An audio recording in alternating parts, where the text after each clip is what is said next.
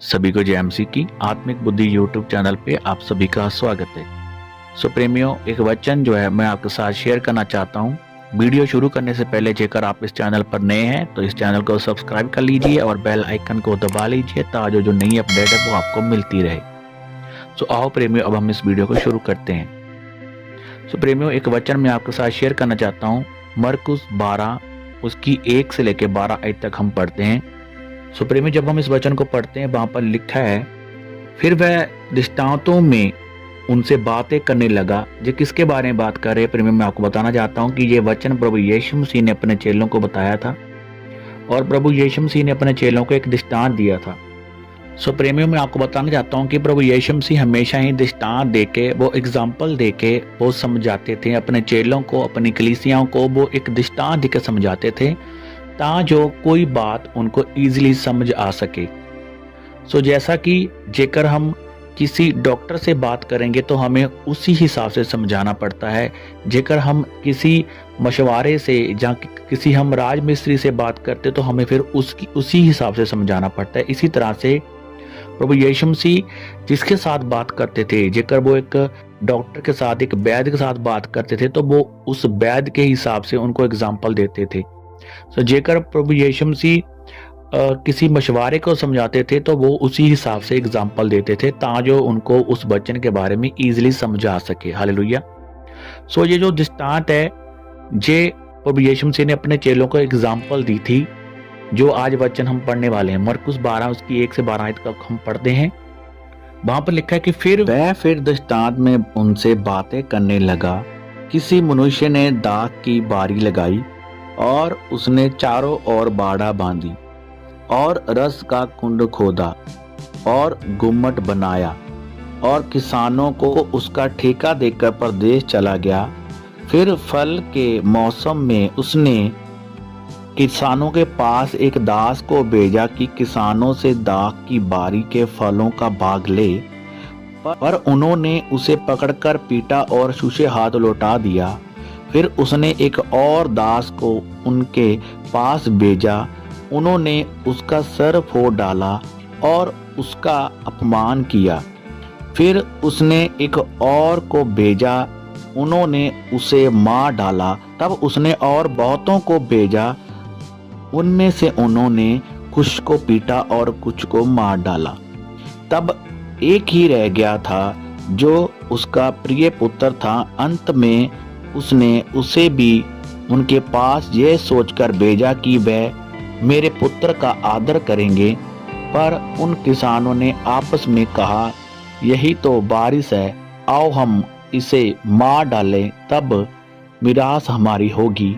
और उन्होंने उसे पकड़कर मार डाला और दाख की बारी से बाहर फेंक दिया। इसलिए दाख की बारी का स्वामी क्या करेगा? सो प्रेमियों, जब हम 9 आयत को पढ़ते हैं वहां पर जो परमेश्वर ने एक सवाल किया है, उसमें लिखा है कि इसलिए दाख की बारी का स्वामी क्या करेगा। सो प्रेमियों, मैं आपको बताना चाहता हूं कि परमेश्वर इस दृष्टांत के द्वारा हमें सिखाना चाहते थे कि परमेश्वर प्रभु यीशु मसीह के आने से पहले परमेश्वर ने बहुत सारे नबियों को इस पृथ्वी पर भेजा ताजो जो इंसान है, ताजो जो आदम है, वो परमेश्वर की ओर मुड़ जाए। तो परमेश्वर कहते हैं कि मैंने बहुत सारे अपने दासों को भेजा, लेकिन इंसानों ने क्या किया? उनको मारा, उनको पीटा, उनकी बातों को ना माना। हालेलुया। तो परमेश्वर ने कहा कि मैंने, जैसा कि दृष्टांत में बताया जा रहा है, परमेश्वर अपने दृष्टांत में एग्जाम्पल में बता रहे हैं, मालिक है वो अपने क्या करता है? दासों को बेचता है। वो अपने दासों को बेचता है, लेकिन उन किसानों ने, उन लोगों ने क्या किया? उन्होंने जब कोई दास आया तो उन्होंने उसको मारा, पीटा। सो परमेश्वर ने कहा कि मेरे से पहले मैंने दासों को भेजा। तो जैसा कि आज भी परमेश्वर अपने दासों को भेजते हैं अपनी कलीसियाओं में, अपने लोगों के पास, लेकिन कुछ जो लोग हैं वो क्या करते हैं? वो उनका विरोध करते हैं, जहाँ उनकी जो बातें हैं उनको नहीं सुनते हैं, नहीं मानते हैं। तो बाइबल में लिखा है कि परमेश्वर ने फिर दृष्टांत में क्या कहा। उसने कहा कि आखिर में फिर उसने अपना पुत्र को भेजा। किसने भेजा? जो मालिक था, वो जो उस दाग का, जो इस दुनिया का मालिक है। हालेलुया।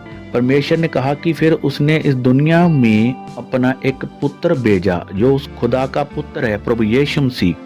उसने आखिर में उसको भेजा कि चलो जे इन्होंने मेरे दासों की नहीं सुनी, मेरे नौकरों की नहीं सुनी, अब जे मेरा बेटा है इसकी जो इज्जत करेंगे, इसकी जो सुन लेंगे, चलो मैं अपना बेटा, अपना प्रिय पुत्र को भेजता हूँ। परमेश्वर ने कहा 7 आयत में, फिर उन किसानों ने आपस में कहा यही तो बारिश है, आओ हम इसे मार डालें और मिरास हमारी हो जाएगी। तो उन्होंने क्या किया? उन्होंने उसे भी मार दिया। जब उसे भी मार दिया तो 9 आयत में लिखा कि इसलिए दाग की बारी का स्वामी क्या करेगा।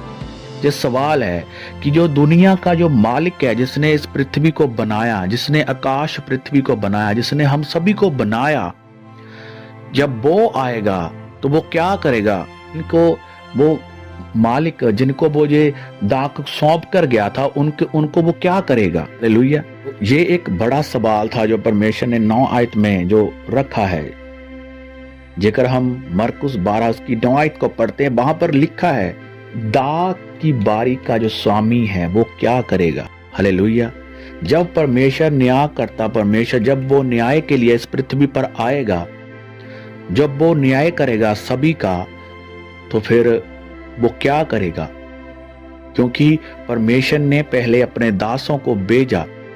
आज भी परमेश्वर इसी तरह से ही काम करता है। इसी तरह से परमेश्वर वो अपने दासों को भेजता है, वो अपनी एवेंजलिज्म टीम्स को भेजता है। परमेश्वर अपने पुत्रों को, अपने बच्चों को भेजता है कि जाओ जो मेरे बाकी के बच्चे हैं उनको समझाओ कि वो पाप से मुड़ आए, वो छोड़ दे जो वो पाप करते हैं।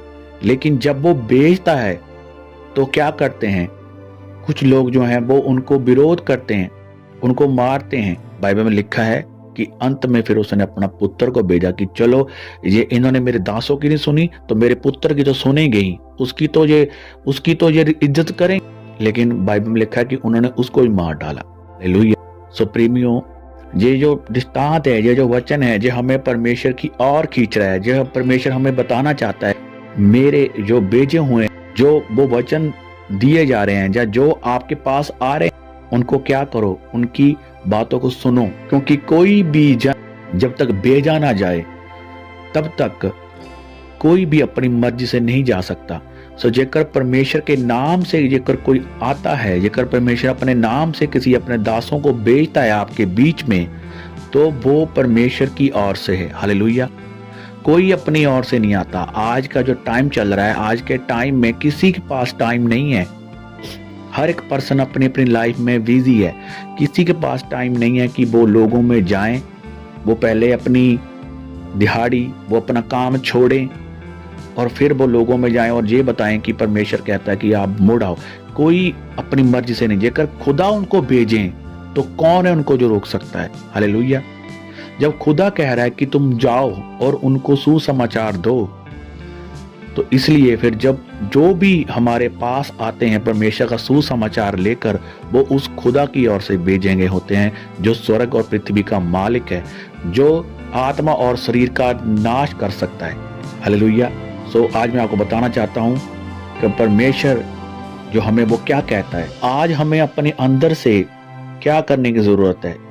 इन दुष्टताओं की, इन जो अंदर जो एक गुस्सा है, अंदर जो एक बदले की भावना है, इनको निकालने की जरूरत है। परमेश्वर का वचन कहता है कि जो मेरे भेजे हुए को इनकार करता है वो मेरा इनकार करता है। जो मेरे भेजने वाले को मान लेता है वो मुझे मान लेता है। इसका मतलब जेकर हम उनको मानते हैं कि हाँ ये परमेश्वर की ओर से आए, तो फिर हम उस खुदा को मानते हैं कि हाँ ये खुदा है। हालेलुया।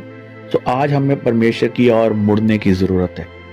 आज हमें परमेश्वर के दासों को सुनने की जरूरत है, क्योंकि दास कोई भी अपनी ओर से नहीं आता, वो परमेश्वर की ओर से आता है। और परमेश्वर हमेशा अपने दासों को भेजता है अपने लोगों के बीच में। हालेलुया। तो परमेश्वर की ओर मुड़ें और परमेश्वर का जो वचन है उनकी ओर मन लगाएं, परमेश्वर की बातों को सुने ताजो जब वो उद्धार करता इस पृथ्वी पर आए तो हम उसके आगे एक अच्छे बच्चे बनकर खड़े हों। हालेलुया। जब हमारा न्याय हो तब हम उस न्याय वाली जो तकड़ी है हम उसमें खरे निकलें। हालेलुया। तो आओ अपनी आंखों को बंद करेंगे, हम एक छोटी सी प्रार्थना करते हैं। सर्वशक्तिमान परमेश्वर प्रभु यीशु मसीह, मेरे प्यारे पिता यीशु, जो भी हमसे गुनाह गलतियां हुई है हम उनके लिए माफी मांगते हैं। और मेरे पिता, आपके भेजने वालों का जो आपके दास दासियां हैं हम उनकी बातों को मानेंगे और आपके दिए हुए वचनों के ऊपर चलने का आज वायदा करते हैं। हालेलुया, हालेलुया, आमीन, आमीन। खुदावन आपको ब्लेस करे और इस वचन को और आगे से आगे शेयर करे ताकि बहुत सारे जो हमारे भाई बहन हैं वो भी बचाए जाएं और वो भी परमेश्वर की प्रेजेंस में, परमेश्वर की हजूरी में आने वाले बने। आमीन। इस वीडियो को ज़्यादा से ज़्यादा शेयर करें, लाइक करें। सभी को जय मसीह की।